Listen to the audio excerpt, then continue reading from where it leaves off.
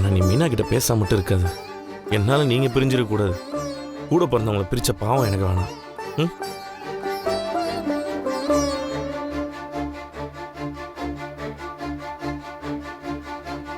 சீதா, நான் வந்து உன்னை இங்கே பார்த்தது பேசுனது இது எதுவுமே உன் புருஷனுக்கு தெரிய வேணாம். நான் உன் புருஷன்கிட்ட மறைக்க சொல்லலை. எங்கே தப்பு நடந்திருக்குன்னு உனக்கு புரிய வைக்கிறதுக்காக சொல்கிறேன். எனக்கு கொஞ்சம் டைம் கொடு.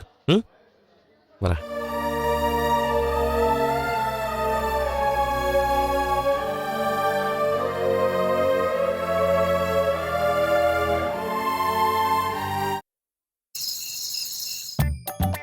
என்னடா சொல்ற? நிஜமாவா? ஆமாடா, நான் ஏதோ அந்த பொண்ணுகிட்ட தப்பா நடந்துக்க முயற்சி பண்ண என்ன மிரட்டுறாங்கடா. நீ அந்த மாதிரி எல்லாம் பண்றவன் கிடையாதுடா. டேய் தம்பி, நன்றிடா. டேய் என்னடா?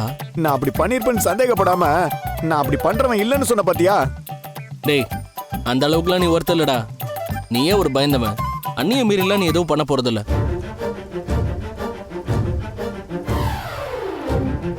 என்ன ரோஹிணி இப்படி பழி போட்டிருக்காங்க? ஆமா ஸ்ருதி, வேணும்னே மனோஜ் பேரை கெடுக்கிறதுக்காக இப்படி பண்ணிக்கிட்டு இருக்காங்க. எங்களை வேற மிரட்டிக்கிட்டு இருக்காங்க. அவங்க மிரட்டினா நீங்க ஏன் பயப்படுறீங்க? போலீஸ்ல கம்ப்ளைண்ட் கொடுக்க வேண்டியதானே? உங்க மேல தப்பு கிடையாதுல்ல? ஆமாண்டா, நீ போலீஸ் ஸ்டேஷன் போக வேண்டியதானே? நான் சொல்லலாம் தான் நினைச்சேன். ரோனி தான் வேணாம்னு சொல்லிட்டா.